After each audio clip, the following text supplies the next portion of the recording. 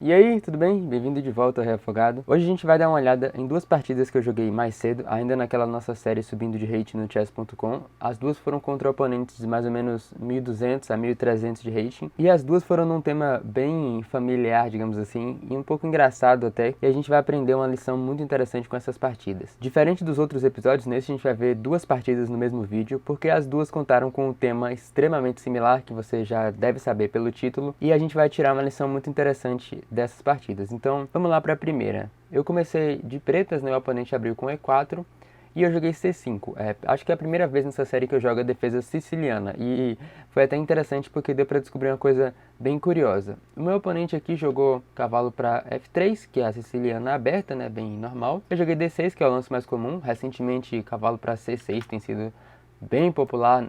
Cavalo para C6 tem sido bem popular nessa posição, talvez convidando o branco a entrar em umas linhas envolvendo esse lance bispo para B5, mas eu joguei de modo mais tradicional, digamos assim, com D6, e aqui o meu oponente já me surpreendeu, né? O lance mais comum aqui seria D4, quebrando no centro imediatamente, e a gente poderia ter, sei lá, né, se a gente fosse seguir de modo extremamente comum, CD4, cavalo D4, cavalo F6 atacando o peão em E4, cavalo C3 defendendo o peão em E4, e aqui talvez um G6 faria sentido, né? Tentando jogar no estilo dragão, ou cavalo para C6 também faria sentido. E o lance mais comum aqui seria A6, né? Que é a Najdorf. Mas nada disso aconteceu, porque logo depois de cavalo para D6, logo depois de D6 o oponente jogou bispo para C4, que é um lance bem curioso. E aqui vem a lição da qual eu estava falando, né? Nas duas partidas, o oponente de brancas jogou uma posição, um sistema meio parecido, envolvendo colocar o bispo em C4 na siciliana. E isso, objetivamente, não é bom, e eu vou tentar explicar por que agora. Então é muito comum, pelo que eu percebi, nessa faixa de rating, que os jogadores de brancas contra a siciliana, eles tendam a jogar da mesma maneira contra a qual eles jogam quando o oponente joga E5, né? Por exemplo, ele está tentando desenvolver aqui de uma maneira como se a gente estivesse jogando uma italiana, né? Como se eu tivesse jogado E5, cavalo C6, bispo C4 faria sentido nessa posição. Mas aqui tem uma diferença muito grande, que é o seguinte: em posições de siciliana, como o branco, aliás, como o preto começa tirando o peão do flanco, ele ainda não moveu o peão de E. Se o branco jogar o bispo em C4, esse bispo não é tão forte quanto na italiana, porque você pode mitigar totalmente o potencial dele jogando E6 aqui. E é diferente, né? Porque na italiana, nas aberturas E4 e E5, você já concedeu a colocar esse peão aqui e o bispo fica forte nessa diagonal. Mas aqui a situação é bem diferente e esse lance é mau por esse motivo. Além disso, outro tema extremamente comum na siciliana como eu estava falando na Najdorf, por exemplo, o preto jogar A6 e B5. E aí esse bispo vai levar um tempo, quando a gente jogar B5 vai ficar mais vulnerável ainda. Isso a gente vai ver na outra partida. Então vamos lá, calmamente, tentar explorar esse lance de desenvolvimento mal que ele está fazendo, né? O primeiro passo é jogar E6 e aí neutralizar já totalmente esse bispo. Aí ele seguiu com C3, né? Talvez misturando umas linhas da siciliana à Lapin, tentando jogar D4, mas já com o bispo em C4, que também não é comum na Lapin. Eu joguei cavalo para C6, trazendo esse quadrado aqui um pouco mais sob controle. Ele avançou no centro com D4, a gente toma isso em quase todos os casos na siciliana, quando o branco joga D4.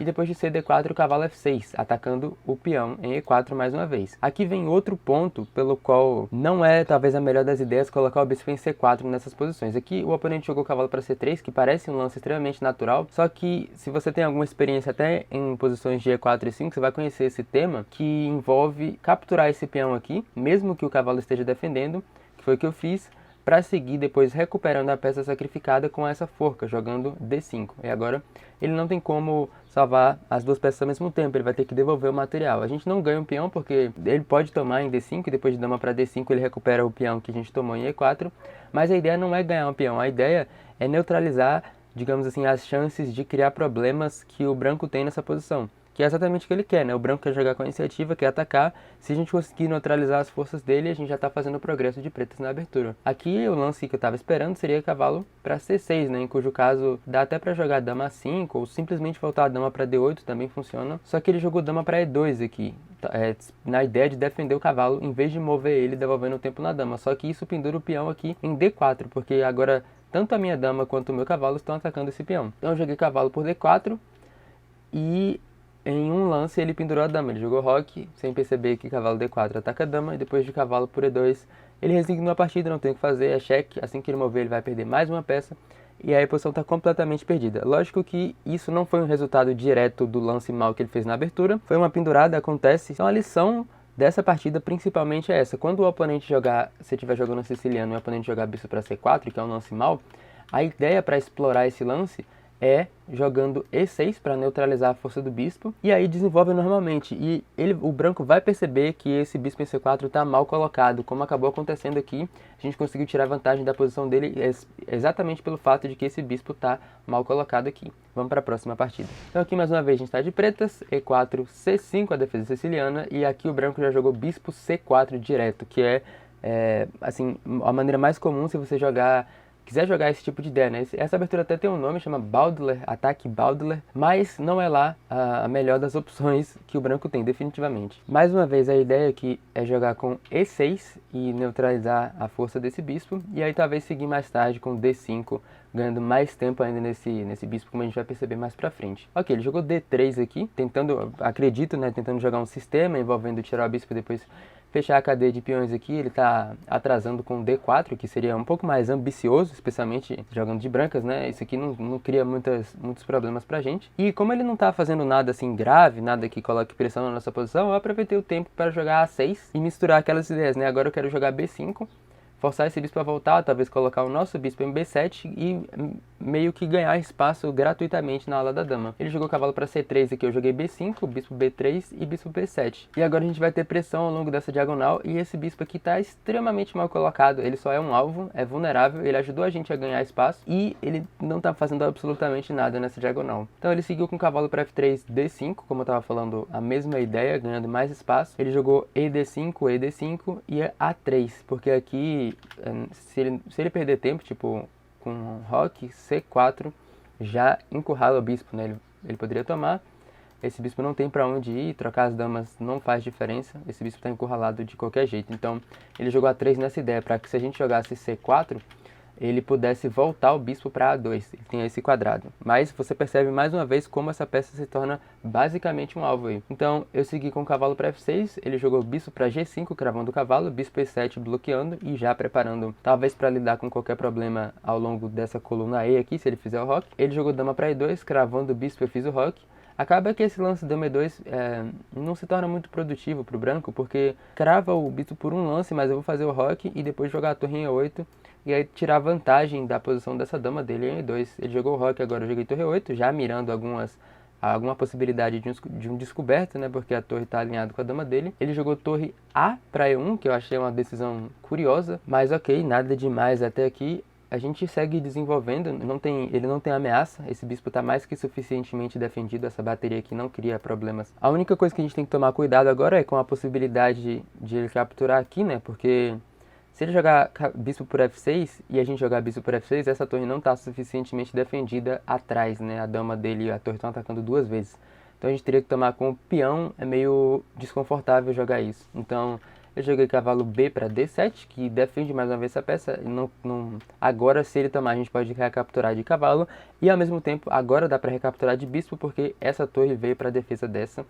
Foi liberado pelo movimento do cavalo, né? Então, a gente está numa posição perfeitamente confortável aqui, jogando com as peças desenvolvidas naturalmente. E ele está com esse bispo mal, que a gente vai tentar tirar vantagem jogando C4 ou até D4, explorando o fato desse cavalo não ter mobilidade para frente, né? Ele jogou cavalo para H4, que é meio que um lance sem propósito. A única ameaça, a única ideia de cavalo H4 seria jogar cavalo F5. Só que, mais uma vez, esse lance não cria problemas na nossa posição. Talvez o cavalo esteja até melhor posicionado nesse quadrado aqui, como a gente vai ver.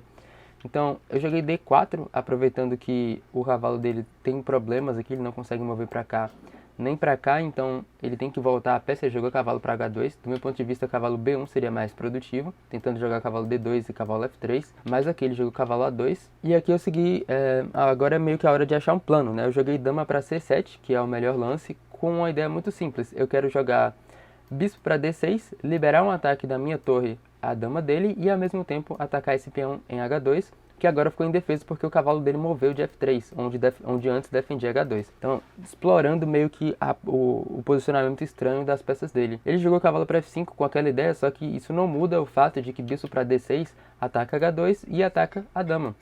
E se ele tomar o bispo, não resolve nada porque a dama dele está no ar, como eu falei. Aqui ele tem que ficar calmo, digamos assim, o branco tem que ficar calmo e jogar um lance natural, tipo dama, talvez dama para D2 funcione aqui. Ele vai perder esse peão de qualquer jeito, mas isso é o resultado de ele não ter percebido a ameaça antes, né? Mas aqui o nosso oponente já entrou em pânico, depois de bispo para D6, ele jogou bispo por F7 cheque, que só entrega uma peça, realmente não cria nada. Depois de rei por F7, cavalo D6 é um cheque, não dá pra gente tomar a dama dele, talvez essa tenha sido a ideia, só que depois de dama por D6, a dama dele ainda tá sofrendo tempo aqui, porque a torre tá suficientemente defendida, e ele perdeu uma peça, em vez de ter perdido um peão. Assim, naquela posição perder o peão seria bem grave também, mas agora é muito pior, né? Agora tá realmente totalmente perdido. Depois que ele mover a dama, eu posso até adotar uma abordagem de simplificar, digamos, dama D2, trocar as torres, e aí trazer a outra torre pra cá, e trocar também, e aí só jogar um final com a peça extra. Só que ele facilitou muito o trabalho pra gente aqui, ele jogou dama pra F3, que pendura a dama em um lance.